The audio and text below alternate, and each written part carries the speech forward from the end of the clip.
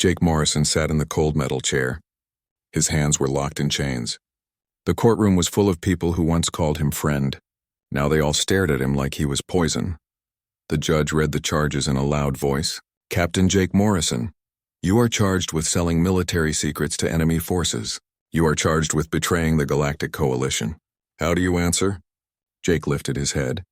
His voice was steady but quiet. Not guilty. A wave of angry whispers filled the room. Someone in the back shouted, liar. Jake did not turn to look. He kept his eyes on the judge. The prosecutor stood up. Her name was Colonel Mary Price. She had worked with Jake many times before. Now she looked at him like he was dirt under her boot. The evidence is clear, she said. Secret messages were sent from Captain Morrison's personal computer. Money appeared in his bank account. The rebels knew exactly where our ships would be. People died because of what he did. Jake wanted to scream. He wanted to tell them it was not true. But his lawyer had told him to stay quiet. The lawyer was a thin man named Peter Cole. He did not seem to believe Jake was innocent either. In the back of the courtroom sat an alien woman. Her skin was blue like the ocean. Her eyes were silver and seemed to glow in the dim light. She wore expensive clothes that marked her as royalty. This was Princess Zara Lynn of the Veltar Empire. Zara Lynn watched everything with careful eyes. She knew something the others did not know. She knew Jake Morrison was innocent. She had seen the real traitor with her own eyes. But she could not speak. If she told the truth, it would ruin her secret mission. Her people needed the information she was gathering. She had to stay silent and watch an innocent man burn. Commander Ryan Brooks walked to the front of the room. Jake's heart broke a little more. Ryan had been his best friend for 10 years. They had fought together in 3 wars. They had saved each other's lives more times than they could count. Ryan would not look at Jake as he spoke. I have known Jake Morrison for many years. I thought I knew who he was. I was wrong. His voice shook with anger.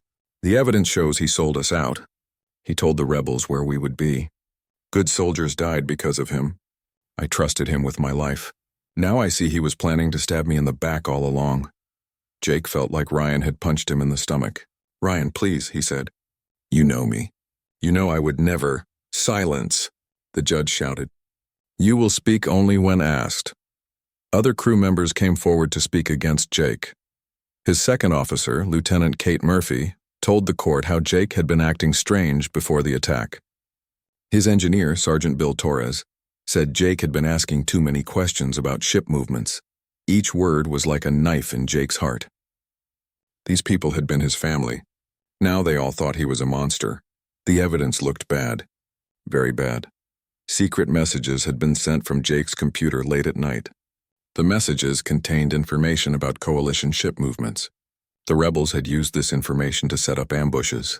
23 coalition soldiers had died in those ambushes. Money had appeared in Jake's bank account. Not a lot of money, but enough to look suspicious. The money came from a bank that was known to work with rebel groups. Jake's lawyer tried to defend him. He said someone else could have used Jake's computer. He said the money could have been planted. But he did not sound like he believed his own words. Princess Zara Lynn closed her eyes. Her people had a special ability. They could read minds if they touched someone. She had been at a diplomatic party 3 months ago. She had shaken hands with Admiral Kate Harrison, Jake's former teacher and mentor. In that moment, Zara Lynn had seen the truth in Harrison's mind. It was Harrison who had sold the secrets. Harrison who had planted the evidence. Harrison who had chosen Jake to take the blame, because Jake had started asking too many questions about missing supplies and strange orders. But Zara Lynn could not tell anyone what she had seen. Her mind-reading ability was supposed to be a secret. If the coalition knew what she could do, they would never trust her people again. The peace between the Veltar Empire and the coalition would end. Millions would die in a new war. So she sat in silence and watched an innocent man be destroyed. The trial lasted 3 days. Jake's friends and crew members spoke against him. The evidence was presented piece by piece. His lawyer made weak arguments that convinced no one. On the 3rd day, the judge made his decision. Captain Jake Morrison, this court finds you guilty of treason and selling military secrets. You are stripped of your rank and thrown out of the coalition military. You are banned from all coalition worlds except the frontier territories. You will leave within 48 hours. Jake felt his world collapse. Everything he had worked for was gone. His honor, his career, his friends, all destroyed by lies. Ryan Brooks spat on the ground as Jake was led away in chains. "I hope the rebels you helped were worth it," he said. Jake stopped walking. He looked at his former best friend with sad eyes. "Ryan, someday you will learn the truth. When that day comes, I hope you can live with what you did to me today." Princess Zaralyn watched Jake being taken to his cell. Her heart was heavy with guilt. She had the power to save him, but she would not use it. Her people's needs came first. As Jake disappeared through the doorway, Zaralyn made a decision that would change everything. She would find another way to help him. She would make sure the truth came out, even if it took years. She did not know that in 6 months she would be running for her life. She did not know that Jake Morrison would be the only person in the galaxy willing to help her. Sometimes the universe has strange ways of bringing people together. Sometimes the worst day of your life is really the first day of something much better. 6 months had passed since Jake Morrison's trial. He now lived alone on a planet called New Dakota. It was a wild place at the edge of known space. The Coalition sent criminals and unwanted people here. Jake was both. He had built a small cabin near a river. The walls were made of local wood. The roof leaked when it rained hard. But it was his, and no one could take it away from him. Jake spent his days hunting, fishing, and growing vegetables. He rarely saw other people. When he did go to the trading post for supplies, people whispered behind his back. "There goes the betrayer," they would say. "Can't trust a man who sold out his own people." The shopkeeper, an old woman named Betty White, always watched him carefully. She thought he might steal something. She made him pay before he touched anything. "Your money's good," she would say, "but you're not welcome to stay long." Jake never argued. He took his supplies and left quickly. He had learned that fighting only made things worse. Some of the younger men tried to start trouble with him. They would block his path or knock things out of his hands.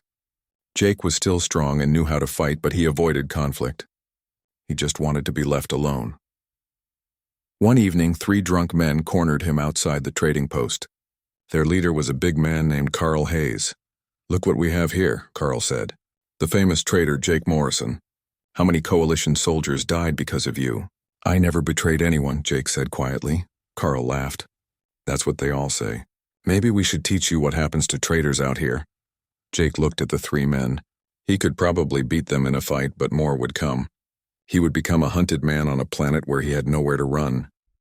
"I don't want trouble," Jake said. "Just let me go." "Not so fast," Carl said. He pulled out a knife. "Maybe we should carve traitor on your forehead so everyone knows what you are." Before Carl could move, a voice called out from behind them. "Is there a problem here?" They turned to see Sheriff Tom Brady. He was an older man with gray hair and tired eyes. He had been a Coalition soldier once before retiring to this frontier world. "No problem, Sheriff," Carl said, putting away his knife. "Just having a friendly chat with our new neighbor." Sheriff Brady looked at Jake with something that might have been sympathy. "Morrison, you best head home. These boys have had too much to drink." Jake nodded and walked away. He heard Carl cursing behind him, but no one followed. That was 3 months ago. Since then, Jake had stayed close to his cabin. He only went to town when he absolutely needed supplies. Tonight was different. A bad storm was coming. Jake could see the dark clouds gathering in the distance. The wind was already picking up, making the trees bend and sway. He was checking his animals when he saw the flash of light in the sky. At first, he thought it was lightning. Then he realized it was something else. A ship was crashing. The object fell behind the hills near his cabin. There was a loud bang when it hit the ground. Jake grabbed his rifle and a medical kit. Someone might be hurt. He found the crash site 20 minutes later. It was an escape pod, smoking and half buried in the dirt. The metal was still hot from entering the atmosphere. Jake pried open the damaged door. Inside was a woman, but she was not human. Her skin was blue like the ocean. Her hair was long and silver. She wore torn and bloody clothes that looked expensive. Jake recognized her immediately. This was Princess Zaralyn of the Veltar Empire. He had seen her at his trial, sitting in the back of the courtroom. She was unconscious and bleeding from a cut on her head. Her breathing was shallow. If he did not help her soon, she would die. Jake had every reason to leave her there. The Coalition was probably looking for her. Helping her would only bring more trouble to his life. He was already marked as a traitor. What would they call him if they found an alien princess in his cabin? But Jake had been a soldier for 15 years. He had sworn an oath to protect the innocent, even if the coalition no longer believed he honored that oath. He could not let someone die when he had the power to save them. He lifted Zara Lynn carefully and carried her back to his cabin. She was lighter than he expected. Her skin felt warm despite the blue color. Jake laid her on his bed and started treating her wounds. The cut on her head was not deep, but she had other injuries. Her right arm was broken. She had burns on her hands from the crash. As he worked, she started talking in her sleep. Her voice was soft and musical even when she was hurt. Not Jake, she whispered. Harrison. Admiral Harrison. She did it. She killed them. Jake is innocent. Jake's hands stopped moving. He stared at the alien woman on his bed. She knew something about his case. She knew he was innocent. The evidence, planted. She continued. Jake never betrayed. Harrison needed someone to blame. Jake felt his heart start beating faster. For 6 months he had wondered who had framed him. Now this alien princess was giving him answers in her sleep. But why had she not spoken at his trial? She had been there. She had seen everything. Why had she stayed silent while his life was destroyed? Zara Lynn's eyes fluttered open. They were silver like starlight. She looked confused and scared. Where am I? She asked. Her voice had a strange accent, but she spoke perfect English. You're safe, Jake said. Your ship crashed near my cabin. You're hurt, but you'll live. She tried to sit up, then fell back with a groan. The coalition. They found out. I have to run. Found out what? Jake asked. Zara Lynn looked at him for a long moment. Recognition dawned in her silver eyes. You're Jake Morrison, the one they called a traitor. That's me, Jake said bitterly. The famous betrayer. But you're not, she said. You're innocent. I know who really did it. Jake felt tears coming to his eyes. For 6 months, no one had believed him. Everyone thought he was a liar and a traitor. Now this alien woman, this stranger, was telling him what he had always known to be true. Why didn't you speak at my trial? He asked. You were there. You could have saved me. Zara Lynn closed her eyes. I couldn't. If I had spoken, it would have meant war between my people and yours. Millions would have died. Jake felt anger rising in his chest. So you let me burn instead? Yes, she said simply. And I have regretted it every day since. Outside, the storm was getting worse. Rain began hitting the windows of Jake's cabin. Thunder rolled across the sky. Jake looked at the injured alien princess lying in his bed. 6 months ago, she had watched his life be destroyed. Now she was asking for his help. The smart thing would be to turn her over to the coalition. Maybe they would reduce his sentence. Maybe they would let him come home. But Jake Morrison had never been smart about doing the easy thing. He had always tried to do the right thing even when it cost him everything. Tell me what really happened, he said. Zara Lynn stayed in Jake's cabin for 2 weeks while her injuries healed. The storm had damaged her escape pod beyond repair. She was trapped on New Dakota with no way to contact her people. On the 3rd day, Jake was outside chopping wood when he heard aircraft engines. He looked up to see coalition patrol ships flying in formation over the hills. They were searching for something, or someone. Jake ran back to the cabin. Coalition ships, he said. They're looking for you. Zara Lynn struggled to sit up. Her broken arm was in a sling Jake had made from old sheets. If they find me here, they'll kill us both. There's a hidden cellar under the cabin, Jake said. My grandfather built it during the last war. Get down there and don't make any noise. Jake helped her into the cellar and closed the hidden door. He scattered dirt over it to hide the entrance. Then he went outside and continued chopping wood like nothing had happened. 20 minutes later, coalition soldiers landed near his cabin. Their leader was a young lieutenant named Alex Stone. He looked nervous and sweaty despite the cool weather. Jake Morrison? He asked. That's me, Jake said, not stopping his work. We're looking for an escaped prisoner, a Veltar alien. Have you seen anything unusual? Jake split another piece of wood with his axe. Only unusual thing around here is coalition soldiers bothering honest people. Lieutenant Stone's face turned red. Watch your mouth, traitor. We could search your cabin. Go ahead, Jake said. You'll find some beans, a few books, and not much else. Unless you're planning to arrest me for being poor. The soldiers searched the cabin and the area around it. They found nothing. After an hour, they left. Jake waited until their ships disappeared before letting Zara Lynn out of the cellar. Thank you, she said. You could have turned me in. Why didn't you? Jake shrugged. I know what it's like to be hunted for something I didn't do. That evening, they sat by the fire. Zaralyn wore one of Jake's old military blankets wrapped around her like a dress. Her royal clothes had been ruined in the crash. I need to tell you the whole truth, she said. About what really happened. About who framed you. I'm listening, Jake said. Zaralyn took a deep breath. My people have an ability. We can read minds by touching someone. It's supposed to be secret. If other species knew, they would fear us. Jake nodded. That's how you knew I was innocent. Yes, 3 months before your trial, I was at a diplomatic party. Admiral Kate Harrison was there. When I shook her hand, I saw her memories. I saw what she had done. Zaralyn reached out and touched Jake's forehead. Let me show you. Suddenly, Jake could see images in his mind. They were not his memories, but they felt real. He saw Admiral Harrison in a dark room meeting with rebel agents. He heard her selling coalition ship movements for money. He watched her plant evidence on his computer while he slept. She needed someone to blame, Zaralyn said. You were asking too many questions about missing supplies. You had started to notice things didn't add up. She chose you because you were honest. No one would suspect her of framing an honest man. Jake felt sick. Admiral Harrison had been like a mother to him. She had trained him when he was young. She had recommended him for promotion, and all the time she had been planning to destroy him. The money in your account came from her personal funds, Zaralyn continued. She made it look like the rebels paid you, but it was her money all along. Why didn't you tell anyone? Jake asked. I wanted to, Zaralyn said, but I was on a secret mission. My people needed to know if the coalition could be trusted as allies. If I revealed my mind-reading ability, the coalition would never trust us again. There would be war. Jake stood up and walked to the window. Outside, the stars were bright in the clear sky. So you chose your people over me? Yes, Zaralyn said quietly. And I hate myself for it. Jake was quiet for a long time.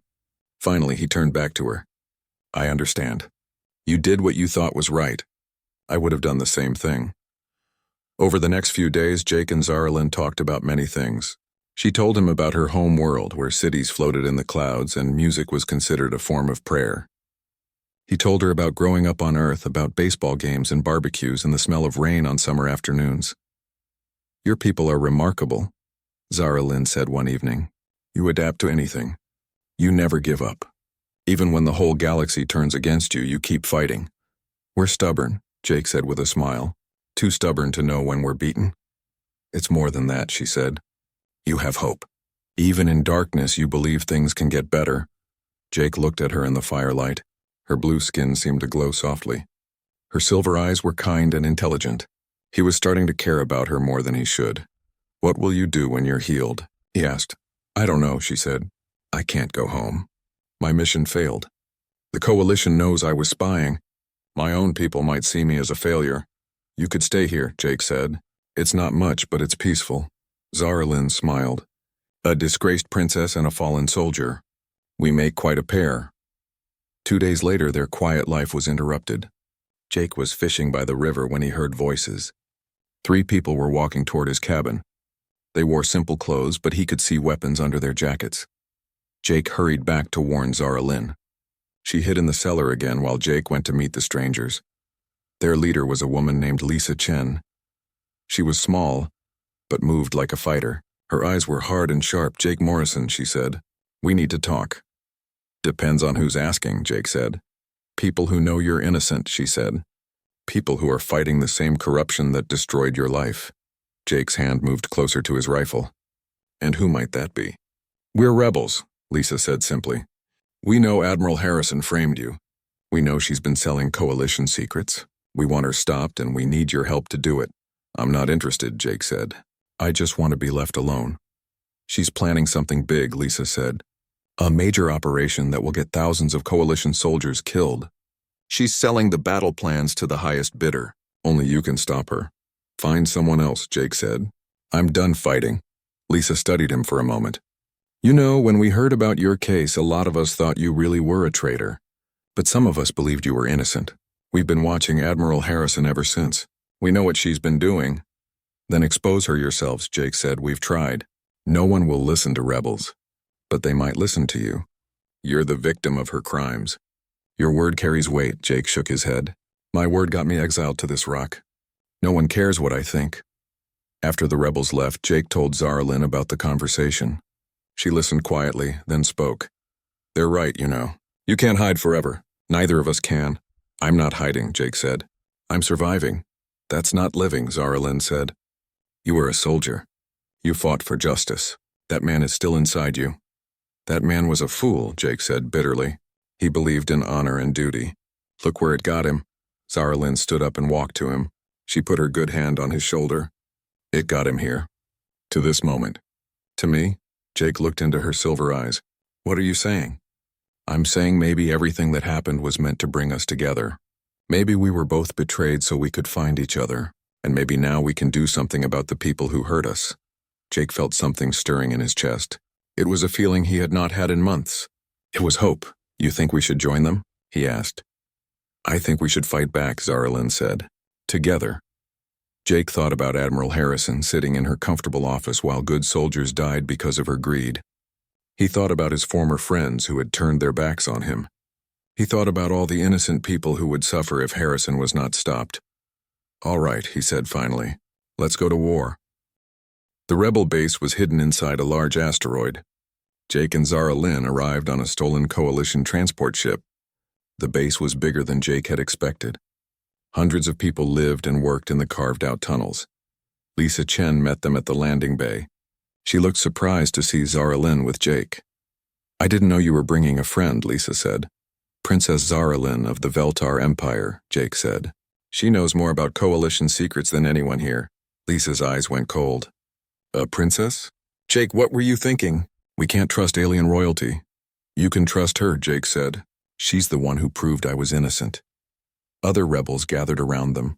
Jake could see suspicion and anger in their faces. These people had lost friends and family to Coalition attacks. To them, anyone connected to the government was an enemy. A big man named Sam Wright stepped forward. You brought a spy into our base, Morrison. For all we know, she's leading Coalition ships right to us. She's not a spy, Jake said. She's a refugee just like me, is that so? Wright said. He looked at Zara Lynn with hate in his eyes. Princess, what are you really doing here? Zara Lynn lifted her chin proudly. I'm here because Admiral Harrison destroyed my mission and marked me for death. I'm here because Jake Morrison is the only honest person I've met in this galaxy. Wright laughed. Morrison honest? He's a convicted traitor. He was framed, Zara Lynn said. I can prove it. Lisa held up her hand for silence. All right, we'll hear what you have to say. But you're both under watch until we decide if we can trust you. The rebels gave Jake and Zara Lynn a small room with 2 beds. Guards stood outside their door. Jake felt like a prisoner again. I'm sorry, he said to Zara Lynn. I thought they would welcome us. They're scared, she said. Scared people don't trust easily. We'll have to prove ourselves. Their chance came 3 days later. The rebels were planning an attack on a Coalition supply depot. The mission was dangerous and poorly planned. Jake asked to see Lisa. Your attack will fail, he told her. The depot has too many guards. You'll lose half your people. Lisa's face was hard. We've been fighting this war for years without your help, Morrison. We know what we're doing. No, you don't, Jake said. You're brave, but you're not thinking like soldiers. You're thinking like angry civilians. Jake spread out maps on the table. Look here. The depot has sensor towers on 3 sides, but there's a blind spot on the north side, where the mountains block their view. A small team could get in through there. And then what? Lisa asked. You don't attack the depot directly. You hit the power station first. Kill their lights and sensors. Then you attack from multiple directions while they're confused. Lisa studied the maps. What about their reinforcements? Zara Lynn stepped forward. I know their patrol schedules. I memorized them before I escaped. If you hit them at 0300 hours local time, their nearest backup is 4 hours away. Lisa looked at both of them. You're asking me to trust a traitor and an alien spy with my people's lives. Yes, Jake said simply. Because we're right and your current plan will get people killed. Lisa was quiet for a long time.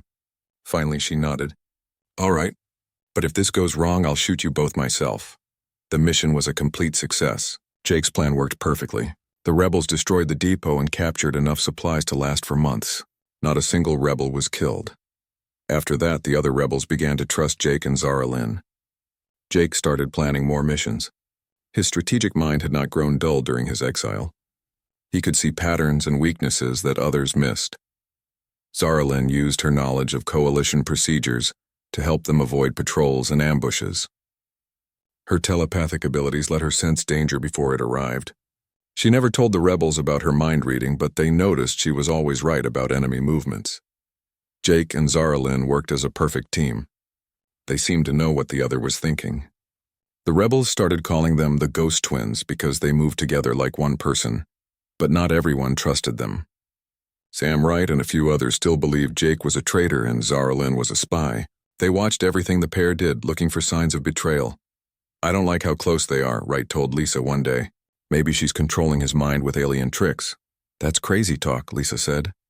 "They've saved dozens of our people." "For now," Wright said. "But what happens when her real masters call? What happens when she has to choose between us and her own people?" The test came sooner than anyone expected. A coalition prison ship was carrying captured rebels to a work camp. Among the prisoners was Tony Clark, one of the rebellion's best pilots. Lisa wanted to rescue him, but the mission was almost impossible. "The prison ship is heavily armed," Jake said. "It has 6 escort fighters. We can't match that firepower." "We have to try," Lisa said. "Tony has information that could win this war. We can't let them break him." Jake studied the problem for hours. Finally, he came up with a plan. It was risky and required perfect timing, but it might work. "We'll need to split up," he told Zaralyn. "I'll take a fighter and draw off the escorts. You'll board the prison ship with the rescue team." "That's suicide," Zaralyn said. "1 fighter against 6? You'll be killed." "Not if I'm smart about it," Jake said.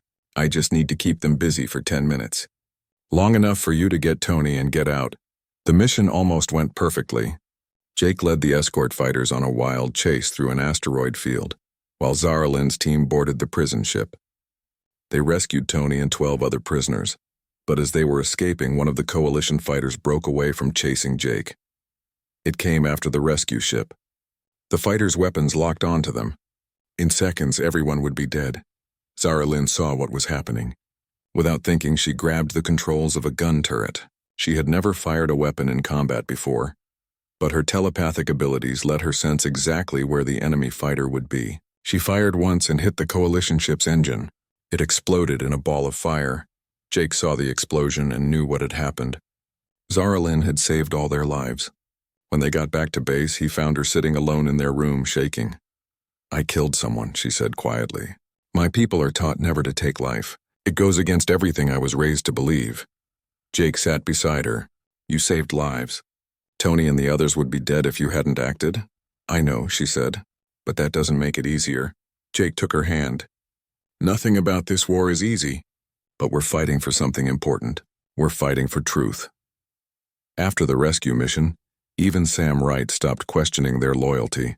Jake and Zaralyn had proven themselves in blood, but their success had not gone unnoticed. Reports of their activities reached Coalition High Command. Admiral Harrison read the reports with growing anger. She knew Jake Morrison was alive and fighting with the rebels. She knew he had the alien princess with him. If they kept disrupting her operations, they might eventually expose her crimes. Harrison gathered a massive fleet of over 50 ships.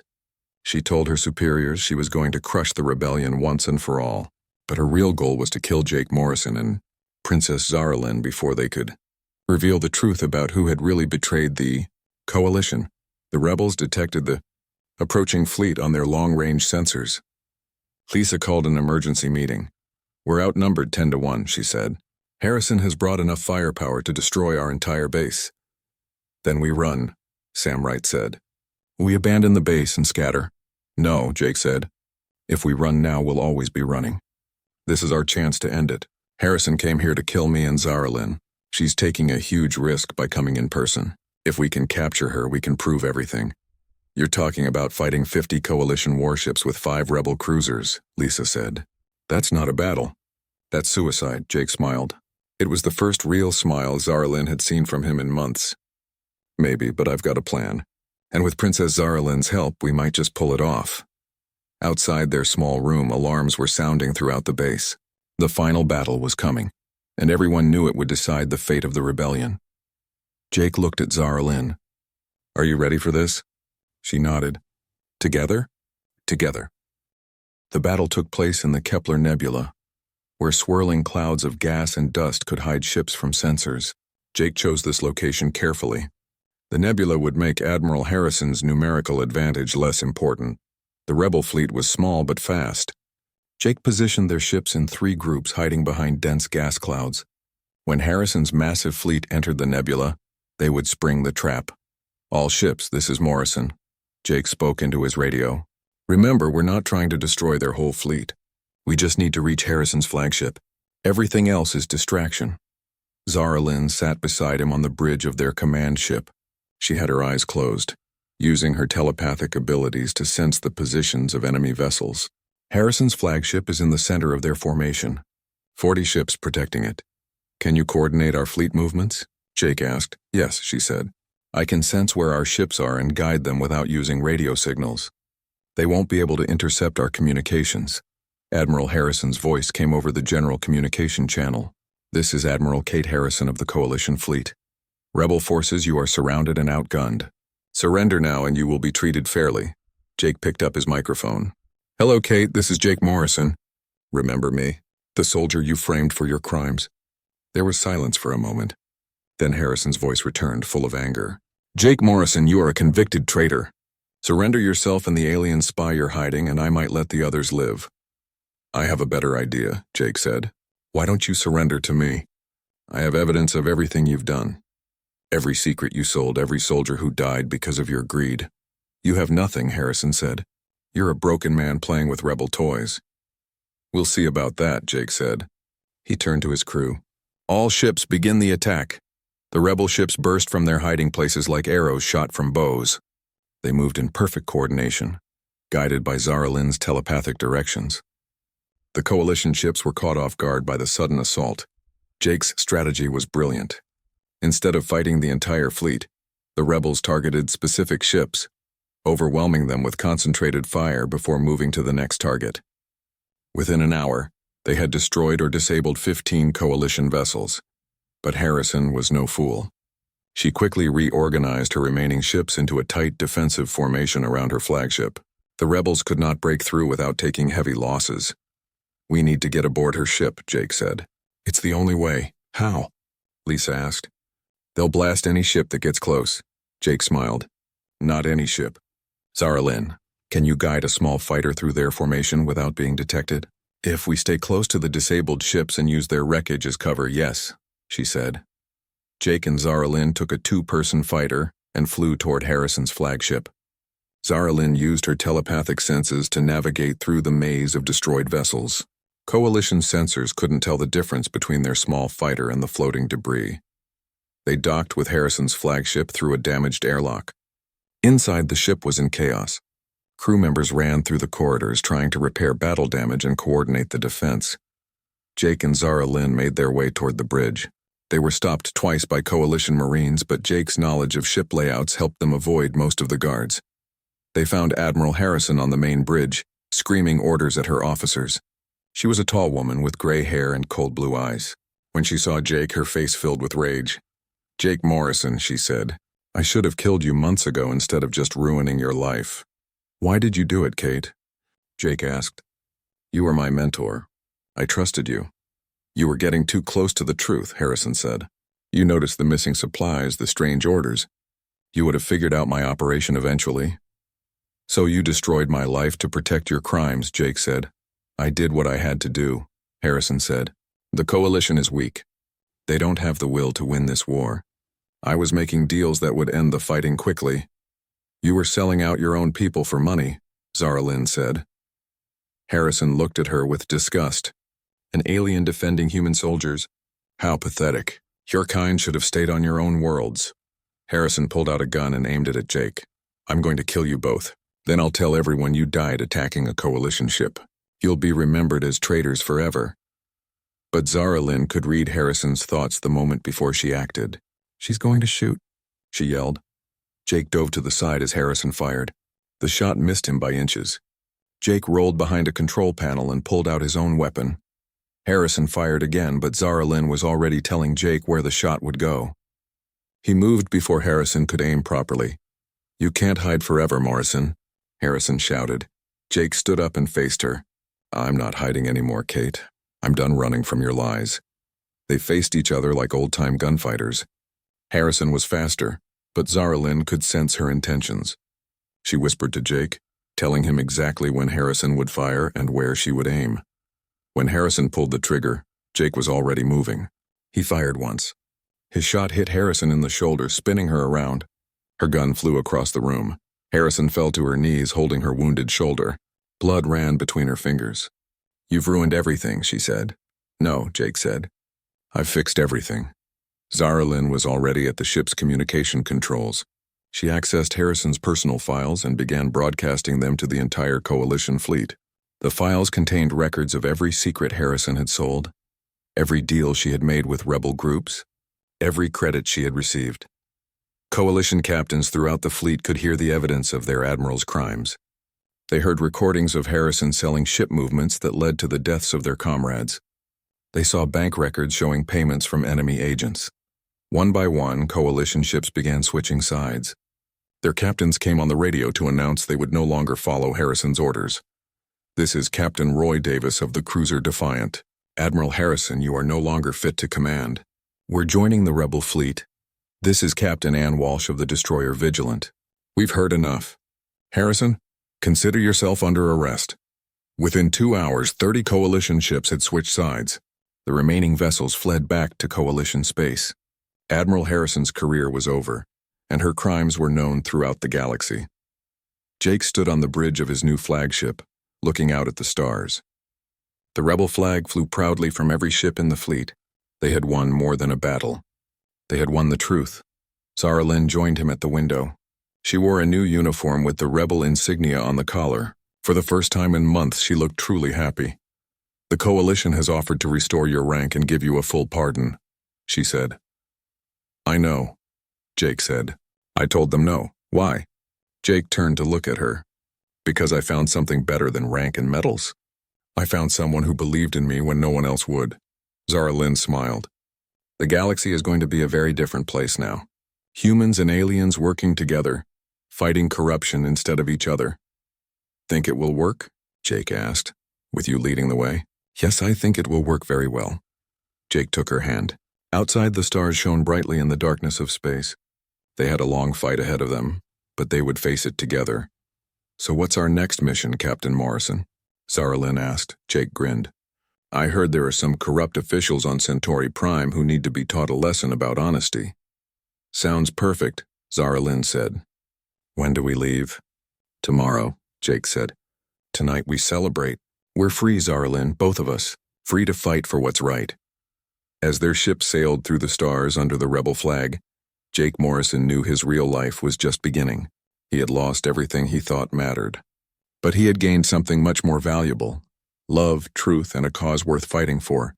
The betrayer had become a hero. The princess had found her home, and together, they would change the galaxy forever.